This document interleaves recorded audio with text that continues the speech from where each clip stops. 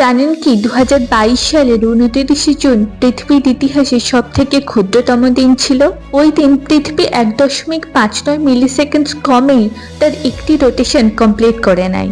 অর্থাৎ 29শে জুন পৃথিবী তার পুরো রোটেশন 24 ঘন্টার আগেই কমপ্লিট করে নিয়েছিল।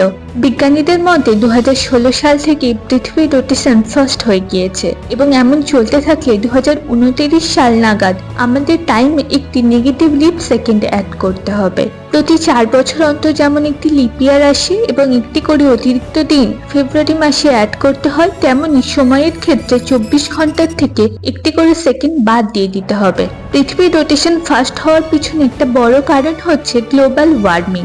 গ্লোবাল ওয়ার্মিং এর কারণে গ্লেসিয়ারের বরফ গলে যাচ্ছে, ফলে পৃথিবীর কেন্দ্রের দিকের ভর বেশি হয়ে যাচ্ছে, ফলে রোটেশন ফাস্টার হয়ে গিয়েছে। ফিজিক্সে এমনই এক কনসেপ্ট আছে মোমেন্ট অফ ইনার্শিয়া নামে।